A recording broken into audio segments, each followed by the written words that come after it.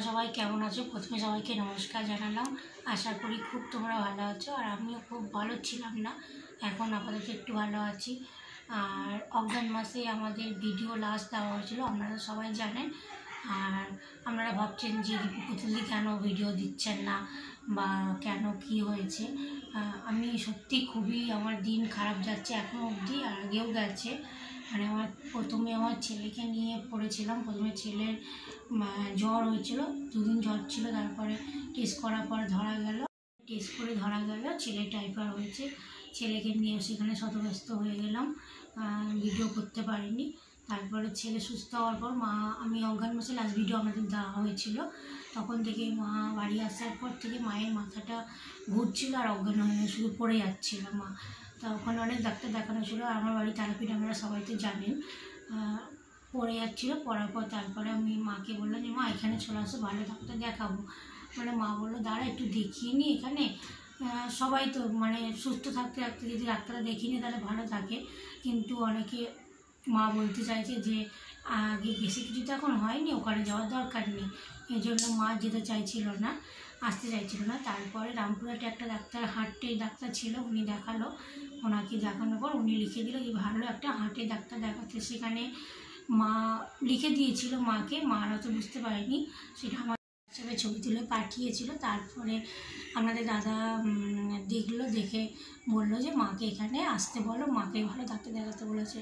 তারপরে মা মাসি একসঙ্গে আসলো, আসার পর মাসিরও দাঁতে ব্যথা। বন্ধুরা, সেই মাসি অনেক জায়গায় দাঁত দেখানো হলো, বহরমপুর বলো, কোটাসুর বলো, মানে অনেক জায়গায় নেই যে ওখানে দেখানো হয়নি, সব জায়গায় দেখানো হয়েছে। তাও মাসি দাঁতের প্রবলেম, মানে সিসি করছিলো, এরকম হচ্ছিলো।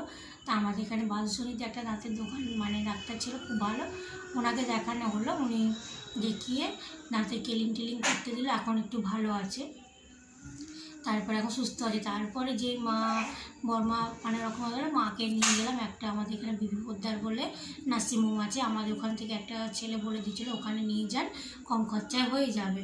তা মাকে নিয়ে গিয়েছিলাম, মায়ের ডাক্তার দেখাতে গিয়েছিলাম। ডাক্তার দেখা যাওয়ার পরই মাথাটা ঘুরছে, আমাকে বলছে, মেয়েকে বললো, মেয়ে আর ভাই প্রথমে গিয়েছিলো, তারপরে আমি বর্মাকে ডাক্তার দেখিয়ে বাড়ি দিয়ে আবার আমি মাথাটা গিয়েছিলাম। তা মা বলছে মাথাটা ঘুরছে বলে অজ্ঞান হয়ে গেল, সেন্সলেস হয়ে গিয়েছিলো, হার্টটা ব্লক হয়ে যাচ্ছিলো মায়ের মাঝে মাঝে। তখন ওখানে লিখে দিল যে এমার্জেন্সি আপনার মাকে কেসমিকার বুকে বসাতে হবে। ওখানে কোনো সিট ছিল না। তারপরে আমরা এখানে নীলরতনে নিয়ে আসলাম, ওখান থেকে অ্যাম্বুলেন্স করে। মাথায় সবারই হাত, ভাইয়ের চোখ মুখ পুরো মানে কাঁদছে, আমিও কাঁদছি, মেয়েও কাঁদছে, কী করবো না করবো। 3 লাখ টাকা মানে আমাদের ফ্যামিলিতে বুঝতে পারছেন কতগুলো টাকা, মানে সম্ভব না। তারপরে আমরা কি করলাম, আমার ননদকে ফোন করে অ্যাম্বুলেন্স ঠিক করে আমাদের নীলরতনে নিয়ে আসলাম। বলে না যার কেউ নেই ভগবান আছে, এটা আমি সবসময় বিশ্বাস করি। আপনারা কি বিশ্বাস করেন আমি জানি না, কিন্তু আমি খুবই বিশ্বাস করি। সেখানে আসা মাত্রই একদম মায়ের সঙ্গে সঙ্গে সিট পেয়ে গেল, ভর্তিও হয়ে গেল। আর 2 দিন পর মায়ের বুকে কিসমিকার বসানো হলো। তারপর বসানো হয়ে গেল পর মাকে ছুটি দিল, মা 2 মাস আমার বাড়িতে ছিল, মাকে সুস্থ হলো, মেয়ে দিয়ে আসলো, মেয়ে আর ভাই গিয়ে দিয়ে আসলো বাড়িতে। তারপরে বন্ধুরা আমার আবার পেটের সিস্ট আগে থেকেই ছিল, আপনারা তো জানেন, আপনাদের ভিডিও শেয়ার করেছি। তখন থেকে আমার পেটের সিস্টে ব্যথা উঠলো। তারপরে ডাক্তার বললো অপারেশন করতে হবে, অপারেশনের ডেট দিয়েছে বন্ধুরা, কিন্তু অপারেশন হচ্ছে না, সরকারি মানে বুঝতেই পারছেন। তারপরে আমার এই সবে হলো 8 দিন হয়েছে, আজকে অপারেশন হয়েছে। তাই আমাদের সঙ্গে একদিন ভিডিও শেয়ার করতে পারিনি, আজকে ভাবলাম যে একটু ভিডিওটা করি। কেন আপনারা তো ভাবছেন যে পুতুলদি কোথায় গেল, ভিডিও দিচ্ছে না কেন বা কিসের জন্য। আমারও মনটা ভালো লাগছে না, আপনার সঙ্গে কথা বলতে পারছি না বলে।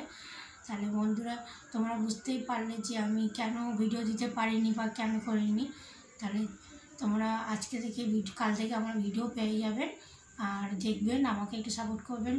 সবাই ভালো থাকবেন, সুস্থ থাকবেন। আজকে আমি সবাইকে গুড নাইট জানাচ্ছি।